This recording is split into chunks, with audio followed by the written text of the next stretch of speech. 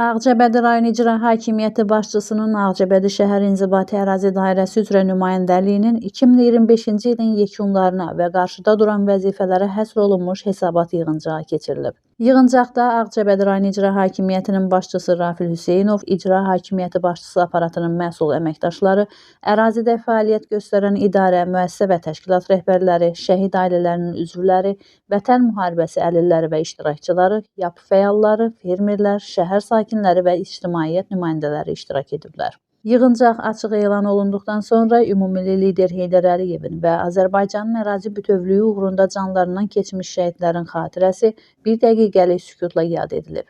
Daha sonra yığıncağın sədri və katibi seçilib, gündəlik səsə qoyularaq təsdiqlənib. Gündəlikdə iki məsələ yer alır. Birinci məsələ ilə bağlı Ağcabədi rayon İcra Hakimiyyəti başçısının Ağcabədi şəhər İnzibati ərazi dairəsi üzrə nümayəndəsi Fikrət Allahverdiyev çıxış edərək 2025-ci il ərzində görülmüş işlər, həyata keçirilən tədbirlər və qarşıda duran əsas vəzifələr barədə ətraflı hesabat verib. O, ərazidə sosial-iqtisadi sahədə görülən işlərdən, əhalinin müraciətlərinin icra vəziyyətindən və mövcud problemlərin həlli istiqamətində atılan addımlardan danışıb. İkinci məsələ üzrə Ağcabədi rayon İcra Hakimiyyəti başçısının Ağcabədi şəhər İnzibati ərazi dairəsi üzrə nümayəndəliyinin mütəxəssisi İbrahim Cəfərov məruzə ilə çıxış edib.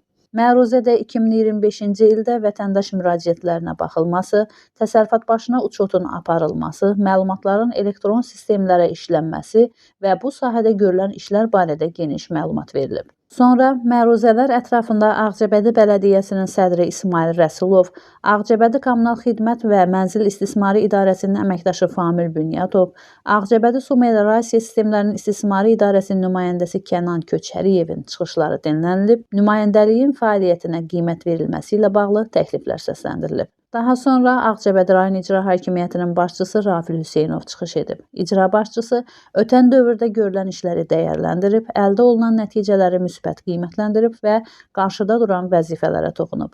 Çıxışda sosial-iqtisadi inkişaf, əhalinin rifahının yaxşılaşdırılması və icra intizamının gücləndirilməsinin əsas prioritetlər olduğu vurğulanıb.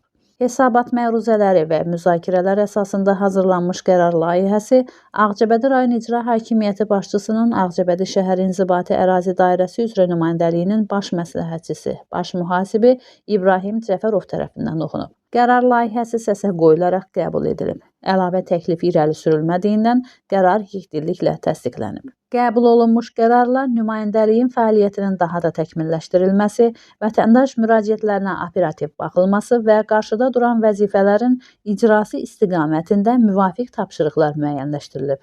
Məhsəti Musa, Kənan İsayev, Aran Ağcabədi internet televiziyası üçün.